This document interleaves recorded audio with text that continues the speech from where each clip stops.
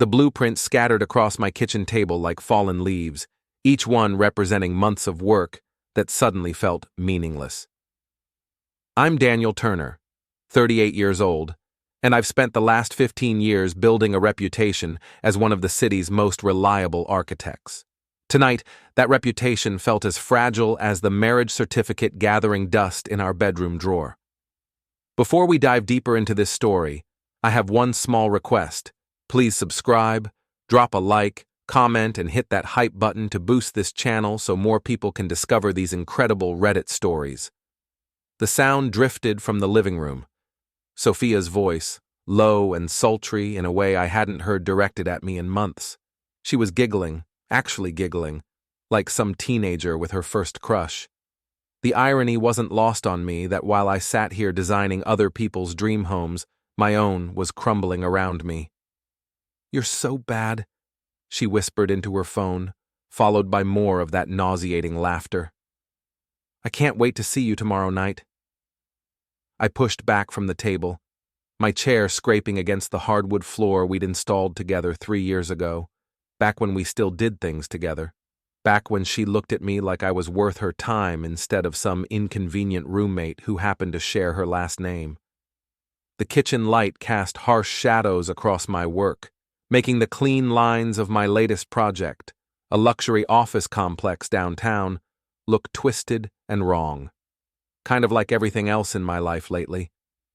Sophia appeared in the doorway, her phone pressed against her ear, dark hair falling in waves around her shoulders. She looked beautiful, professionally polished in that way that came from working at Henderson Marketing, one of the city's most cutthroat firms. Her success there had always made me proud. Now it just made me feel small. She ended her call and fixed me with that look, the one that said I was already disappointing her just by existing in the same space. "Don't even think about coming near me at tomorrow's party," she said, her voice sharp enough to cut glass. "Honestly, Daniel, the way you've been moping around lately, my friends will think I married a complete loser." I felt something cold settle in my stomach, but I managed what I hoped was a casual smile. "Well, heaven forbid your friends think you have poor taste in men. That would really damage your reputation." She rolled her eyes, a gesture that had once been playful, but now carried nothing but contempt.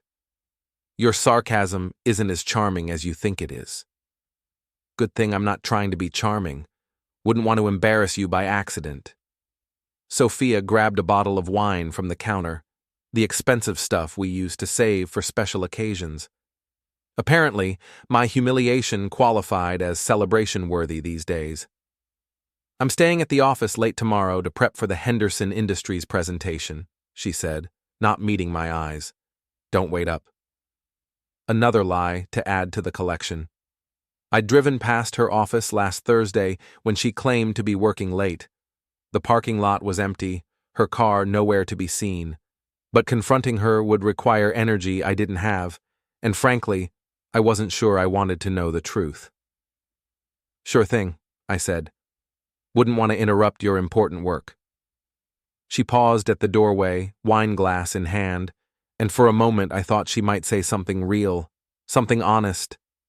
Instead, she just shook her head like I was a puzzle she'd given up trying to solve. "Sometimes I wonder why I married you," she muttered, just loud enough for me to hear. "Yeah," I said to the empty kitchen after she left. "Me too." I turned back to my blueprints, but the numbers and measurements might as well have been hieroglyphics. All I could think about was the way she'd sounded on that phone call, alive and excited in a way she never was with me anymore. The Henderson Industries party tomorrow night was supposed to be a big deal. Sophia had been planning it for months, bringing together all the major players in the city's business community. As her husband, I was expected to attend, to play the supportive spouse while she networked and schmoozed her way up the corporate ladder. The thought of watching her flirt with potential clients while pretending we were still a happy couple made my skin crawl. But maybe it was time I paid closer attention to exactly what my wife was doing at these events. I gathered up my blueprints, each sheet representing hours of careful planning and attention to detail. Funny how I could design buildings that would stand for decades, but I couldn't seem to build a marriage that lasted 15 years without falling apart. My phone buzzed with a text from my old friend Barney, who owned Murphy's Tavern downtown. Haven't seen you in weeks. Everything okay? I stared at the message for a long moment before typing back, "Define okay." His response came immediately. "That bad, huh? Come by tomorrow after work. First beer's on me." Maybe I would. Maybe it was time to stop pretending everything was fine and admit that my marriage was as lifeless as last year's architectural trends. The question was, what was I going to do about it? The Henderson Industries rooftop party was exactly the kind of event Sophia lived for. Expensive catering, flowing champagne, and enough networking opportunities to make her eyes light up like Christmas morning. I stood near the bar, nursing a whiskey and watching my wife work the room like she owned it.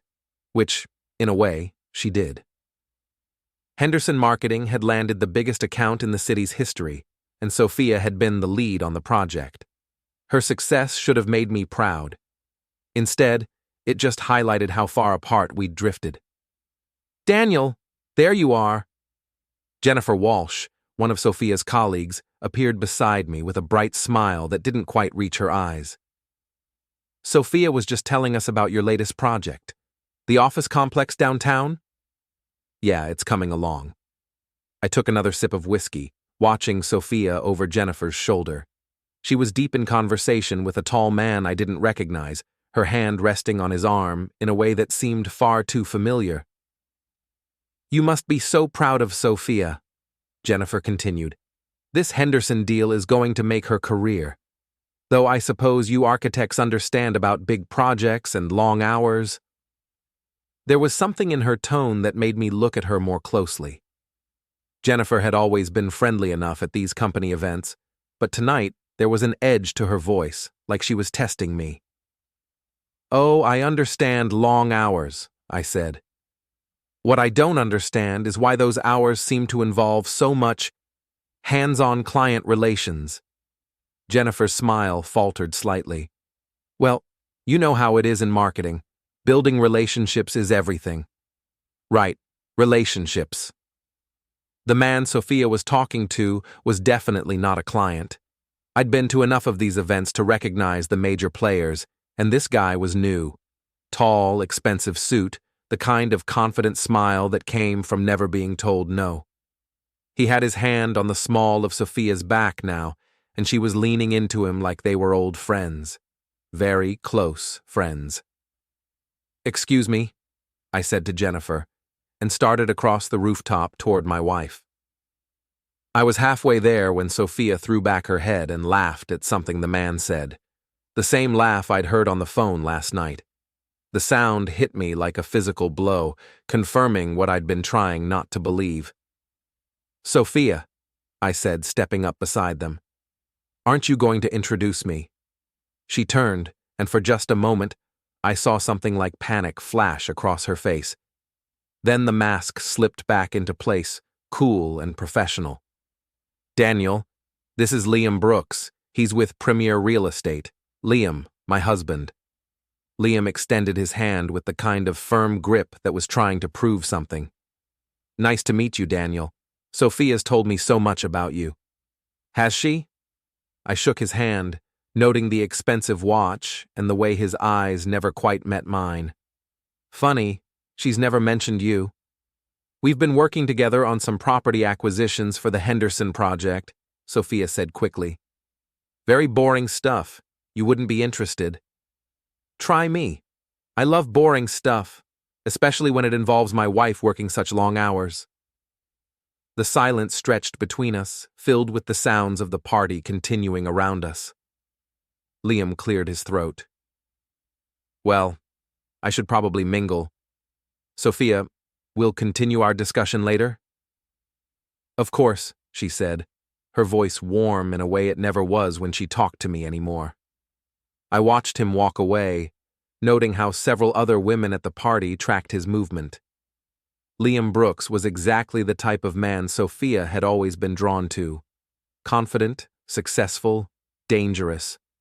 everything I apparently wasn't anymore. "Daniel, what the hell was that about?" Sophia hissed, grabbing my arm. "What was what about? I was just being friendly to your colleague." "You were being an ass. Liam is important to this project." "I'm sure he is. The question is, how important is he to you?" She stared at me for a long moment, and I could see her weighing her options: lie and maintain the charade, or finally admit what we both knew was happening.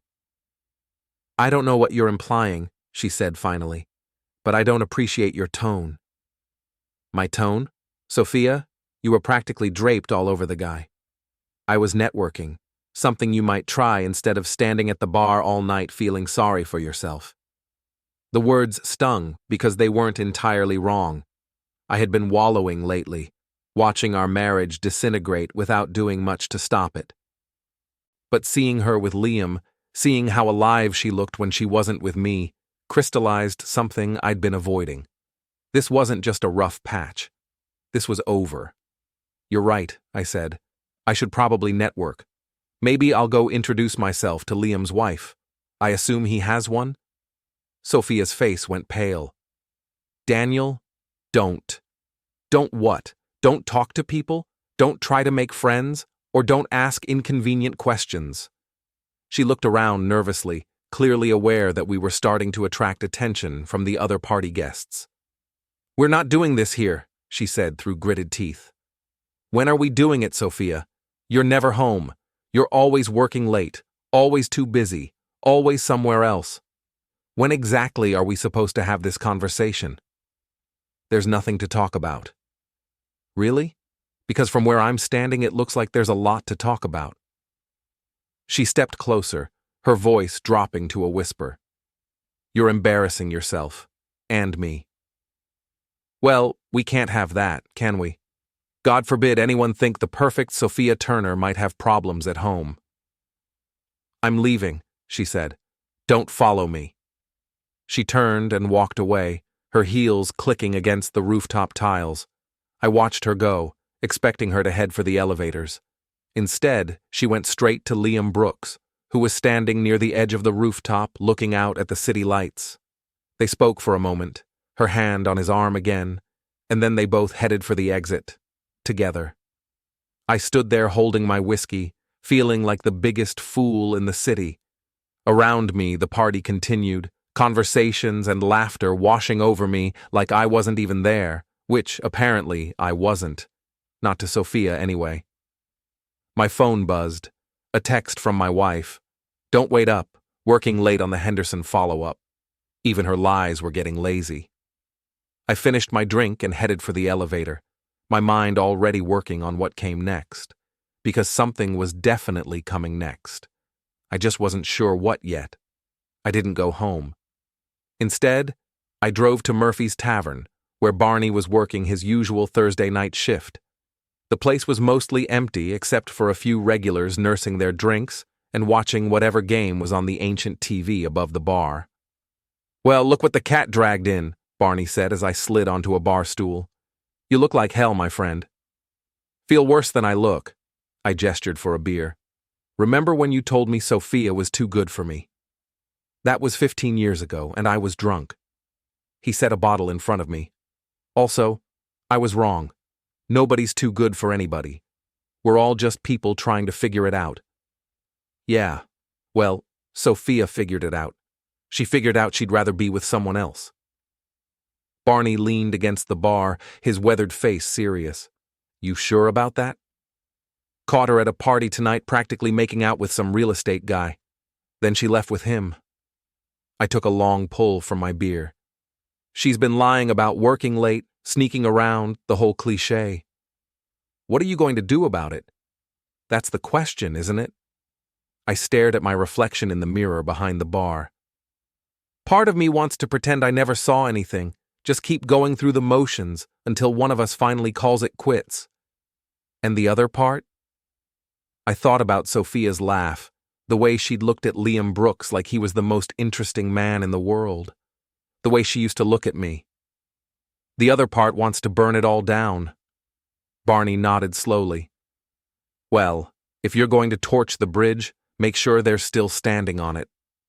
I left the bar an hour later with a buzz and a plan. Well, the beginning of a plan, anyway. First, I needed to know exactly what I was dealing with. How long had this been going on?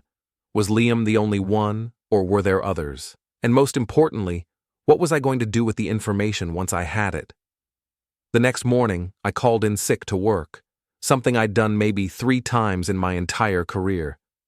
Sophia had already left for the office, or wherever she actually spent her days now. I sat at my kitchen table with a cup of coffee and her laptop. She'd always been careless with passwords, using the same one for everything. Sophie 2010, the year she got her promotion to senior account manager. It took me about 30 seconds to get into her email, and another 5 minutes to find what I was looking for. The messages with Liam went back 3 months. They started professional enough, discussions about property acquisitions and market analysis. But by the second week, the tone had shifted. Casual references to drinks after work, compliments about her presentation skills, suggestions for lunch meetings at out-of-the-way restaurants, and then, 3 weeks ago, the messages turned explicit. I sat back from the laptop feeling sick. Seeing it in writing made it real in a way that watching them together hadn't. These weren't just flirty messages between colleagues. This was a full-blown affair, complete with detailed discussions of hotel rooms and weekend getaways. But that wasn't the worst part. The worst part was the way Sophia wrote about me in those messages. "Daniel's been so pathetic lately," she'd written to Liam just 5 days ago, moping around the house like some kicked dog. "I swear, sometimes I think he knows, but he's too much of a coward to do anything about it." "Maybe it's time to put him out of his misery," Liam had replied. "A guy like that doesn't deserve a woman like you." "You're right. I've been carrying extra weight for too long." I stared at the screen until the words blurred together. Extra weight. That's what 15 years of marriage had come down to. I was extra weight that needed to be disposed of. I kept reading, documenting everything. Screenshots, forwarded emails, a complete record of their affair. And as I read, something cold and hard settled in my chest. Not just anger, though there was plenty of that. Something more calculated. They thought I was pathetic. They thought I was too much of a coward to fight back. They thought they could humiliate me and I'd just take it. Maybe slink away quietly when Sophia finally decided to file for divorce. They were wrong. My phone rang. Mason, my intern at the firm, probably wondering where I was. "Hey, Mr. Turner, everything okay? You never miss work." "I'm fine, Mason. Just taking a personal day. Listen, you're good with computers, right? Better than the average person?" "Yeah, I guess." "Why?" "I might have a project for you. Something off the books. Interested in making some extra money?" There was a pause. "What kind of project?" "The kind where you don't ask too many questions and you keep your mouth shut afterward." Another pause, longer this time. "How much money are we talking about?" I smiled for the first time in weeks. "Enough to make it worth your while." After I hung up with Mason, I went back to Sophia's emails. There were more messages, older ones I'd missed on the first pass, references to other men, other lunch meetings, and client dinners that had nothing to do with work. My wife wasn't just having an affair, she was having multiple affairs and had been for months, maybe years. The humiliation burned in my chest, but underneath it was something else, something that felt almost like relief. Because now I knew exactly what I was dealing with, and more importantly, I knew what I was going to do about it.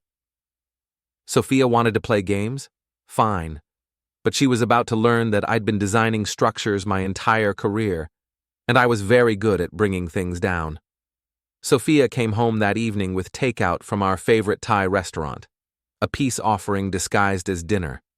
She set the containers on the kitchen table where my blueprints had been the night before, her smile bright and artificial. "I thought we could have a quiet night in," she said. "Talk about things." "Things?" I leaned against the counter, arms crossed. "What kind of things?" "You seemed upset at the party last night." I know work has been stressful for both of us lately, and maybe we haven't been communicating as well as we should. I had to admire her strategy. Get ahead of the problem, acknowledge some vague relationship issues, make it seem like we were both equally at fault. Classic Sophia. You're right, I said. We definitely haven't been communicating well. For instance, you never mentioned that you and Liam Brooks have been communicating quite a bit outside of work. Her smile faltered slightly, but she recovered quickly. I told you, we've been working together on the Henderson project. It requires a lot of coordination. I'm sure it does. Tell me, is coordination what you call it when you write to him about putting me out of my misery? The color drained from her face. Daniel, I don't know what you're talking about. I pulled out my phone and read directly from her email. Daniel's been so pathetic lately, moping around the house like some kicked dog. I swear, sometimes I think he knows, but he's too much of a coward to do anything about it. She stared at me, her mouth opening and closing like a fish out of water. How did you went through my computer? Your password is Sophie 2010. It's been your password for everything since 2010. Not exactly Fort Knox level security. You had no right? I had no right? I stepped closer, and she actually backed up a step. I had no right to check up on my wife who's been lying to me for months?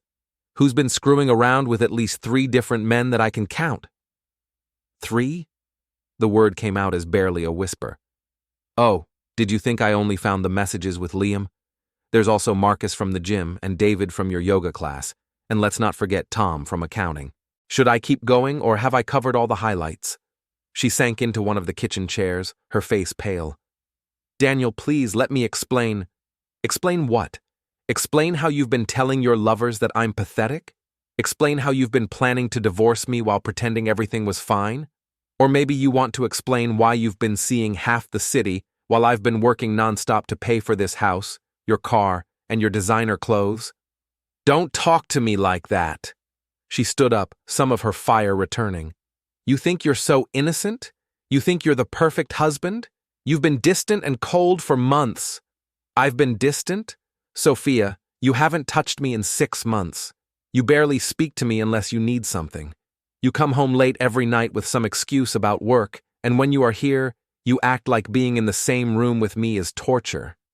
Maybe because it is. The words exploded out of her, raw and vicious. Maybe because I'm tired of pretending I'm happy with this boring, mediocre life. You used to have ambition, Daniel. You used to want things. Now you just exist. The words hit like physical blows, but I forced myself to stay calm. So, instead of talking to me about it, you decided to start shopping for my replacement? I never meant for it to happen. Which time? With which guy? I pulled up more emails on my phone. Because according to this, you've been very busy not meaning for things to happen. She lunged for my phone, but I stepped back, holding it out of reach. Give me that. Why? Embarrassed by your own words? You should be. Some of the things you wrote about me. I shook my head. 15 years, Sophia. 15 years, and this is what you really think of me? You want to know what I really think? Her voice was shaking with rage. I think I wasted the best years of my life on a man who peaked in college. I think I settled for safe and boring when I could have had so much more, and I think you know it, which is why you're so pathetic and insecure all the time. There it is, I said quietly. Finally, some honesty. She seemed to realize she'd gone too far because she stepped back, wrapping her arms around herself. Daniel, I didn't mean... Yes, you did. You meant every word. The only thing you're sorry about is getting caught. What do you want from me? She asked, and for a moment she sounded almost vulnerable. What do you want me to say? I want you to pack a bag and get out of my house. Your house? This is our house. My name is on the deed. My money paid for it. My credit got us the mortgage. I walked to the front door and opened it. So it's my house, and I want you out. You can't just kick me out. I have rights. You have the right to call one of your boyfriends to come pick you up. I suggest you do it quickly." She stared at me like she was seeing me for the first time. "Who are you? This isn't like you, Daniel." "Maybe that's the problem. Maybe I've been too much like me for too long." I gestured toward the open door. "Go pack a bag, Sophia. We'll figure out the rest later." She stood there for another moment, then turned and walked toward the stairs. "This isn't over," she said. "No," I agreed. "It's not." But it was just beginning. 3 days after Sophia moved out, into Liam's condo, according to the private investigator I'd hired, I was sitting in my office when Mason knocked on my door. "You wanted to see me, Mr. Turner?" "Come in, close the door." I gestured to the chair across from my desk. "How's your computer project coming along?" Mason grinned. "Better than you hoped, I think. Your wife and her friends aren't very careful with their digital security." He handed me a tablet loaded with screenshots, chat logs, and what looked like a complete social media audit of Sophia's inner circle. "This is impressive work," I said, scrolling through the files. "Very thorough. I figured if we were doing this, we should do it right. I found some interesting stuff about her friend Jennifer Walsh, too. Turns out she's been skimming money from client accounts for months." I looked up sharply. "Are you sure about that?" "Positive. I've got bank records, email trails, the works. She's been very sloppy about covering her tracks." Jennifer Walsh, who'd been so concerned about my marriage at the Henderson party, who'd looked at me with that knowing smirk like she was in on some joke at my expense. "What else did you find?" "Well, your wife's been busier than even you thought. There are at least 6 different guys she's been messaging with over the past year. Some of them are married, some aren't. But they all have one thing in common." "What's that?" "They all think they're the only one." I leaned back in my chair, processing this information. Sophia hadn't just been cheating. She'd been running a one-woman operation, juggling multiple affairs while keeping each man convinced he was special. "There's something else," Mason said. "I found some group chats between your wife and her girlfriends. They've been talking about you." He showed me a series of screenshots from what looked like a private group chat. The participants were Sophia, Jennifer Walsh, and 3 other women I recognized from various work events. The conversation was titled, "Sophie's Situation." I read in silence, my jaw clenching with each message. Jennifer: "So, when are you finally going to dump the extra weight?" Sophia: "Soon. I just need to figure out the financial stuff first. Daniel makes good money and I don't want to lose half of everything in a messy divorce."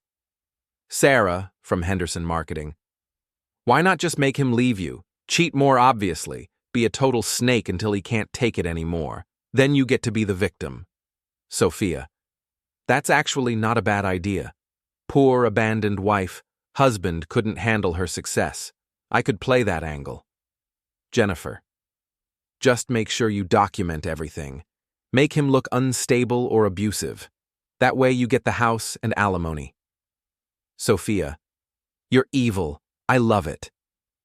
I set the tablet down, my hands shaking slightly. It was one thing to know your wife was cheating. It was another to discover she'd been plotting to destroy your reputation and steal your assets while she did it. "Mr. Turner, you okay?" "I'm fine," I said, though I wasn't. I was furious, hurt, and something else. Something cold and calculating that I'd never felt before. "What do you want me to do with all this?" I looked at Mason, this 22-year-old kid who'd just handed me enough ammunition to destroy my wife's life and the lives of everyone who'd helped her humiliate me. "Can you create a presentation? Something professional looking, like a work slideshow?" "Sure. What kind of presentation?" "The kind that tells a story about infidelity, financial fraud, and what happens when people underestimate the quiet guy in the corner." Mason's eyes lit up. "When do you need it?" "Tomorrow night. There's going to be a celebration party for the Henderson account at the Riverside Hotel. All of Sophia's friends will be there, along with most of the city's business community." You're going to expose everything publicly? I'm going to give them a presentation they'll never forget. I stood up and walked to the window, looking out at the city where my wife was probably planning her next move. They wanted to play games, Mason. Time to show them how the game really works. The next evening, I put on my best suit and drove to the Riverside Hotel.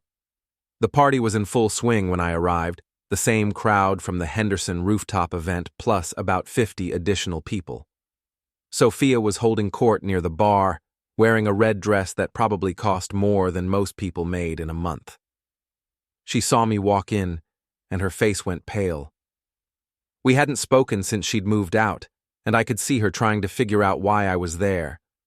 I made my way to the front of the room where a podium had been set up for speeches. The hotel's AV system was top-notch, exactly what I needed for what came next. "Excuse me," I said into the microphone, tapping it to get everyone's attention. "Sorry to interrupt, but I have a presentation I'd like to share with everyone." The room quieted, conversations fading as people turned to look at me. I could see Sophia pushing through the crowd, panic written across her face. As most of you know, I'm Daniel Turner, and I'm married to Sophia Turner, the brilliant mind behind the Henderson Industries campaign. Polite applause rippled through the room. Sophia had almost reached the front, but she was blocked by a group of Henderson executives. "I've put together a little slideshow about marriage, trust, and the importance of really knowing the people in your life." The first slide appeared on the screen behind me, a photo of Sophia and me on our wedding day, both of us young and smiling. 15 years ago, I married the woman of my dreams, I continued. Smart, ambitious, beautiful, everything a man could want in a wife. The second slide. Sophia at various work events over the years, always professional, always perfect. Of course, marriage isn't always easy. It requires communication, honesty, and mutual respect. The third slide, a screenshot of Sophia's email to Liam Brooks, the one calling me pathetic. A gasp went through the crowd. I could see people pulling out their phones, taking pictures of the screen. Sometimes, though, you discover that your partner has a very different definition of those words. More slides.